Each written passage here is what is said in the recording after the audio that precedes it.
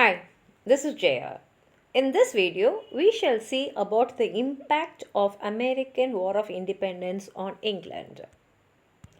After the American War of Independence, Britain struggled financially because it was in high debt, but quickly it expanded its trade and recovered from the financial loss. Ireland saw the American Revolution as a model, and so it also decided to make Britain to make trade and government reforms because Ireland was under the rule of the British. And Britain lost the American colonies, but it built a vast second empire after that, and it remained as the greatest European power in the world. Now, America's success in the Revolutionary War created a new nation, and while Britain's failure tore away part of the empire. French Revolutionary and Napoleonic Wars also tested Britain soon after this American experience.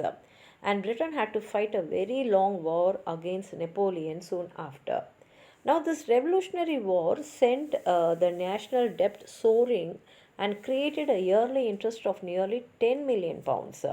So, they had to raise the tax to collect revenue from the people to balance this. The trade that Britain had relied on for wealth was severely interrupted.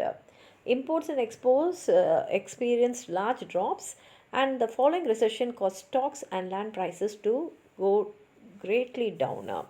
Trade was also affected by the naval attacks from Britain's enemies, and thousands of merchant ships were captured.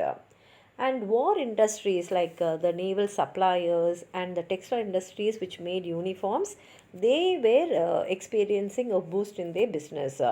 Unemployment fell because Britain struggled to find enough men for the army, and therefore they had to hire German soldiers to fight for them. And the effects on trade were short term because Britain trade with the new US rose to the same levels as how it was doing the trade with the colonies. And this was evident from 1785, and by 1792 trade between Britain and Europe had doubled. And Ireland opposed British rule and saw the American Revolution as a lesson to be followed.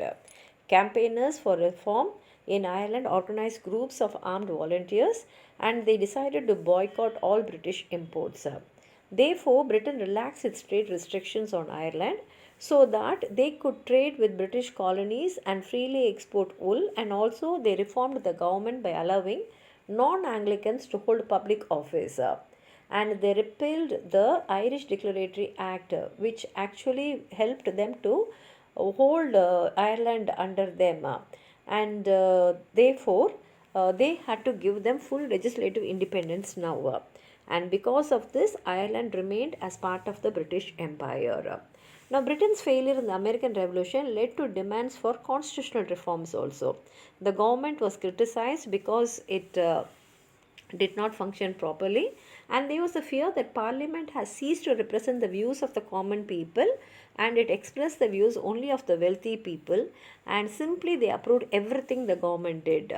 And petitions flooded from the association movement demanding a pruning, that is, they wanted to cut down the king's government. And they wanted to expand the voting system, and a redrawing of the electoral map had to be done. Some even demanded universal manhood suffrage. The association movement had huge power early around 1780, but by June 1780, the Gordon riots paralyzed London for almost a week with destruction and murder. Well, the cause of the riots were religious, landowners and moderators were frightened away from supporting more reform, and the association movement declined. Political machinations throughout the early 1780s also produced a government with little inclination for constitutional reform.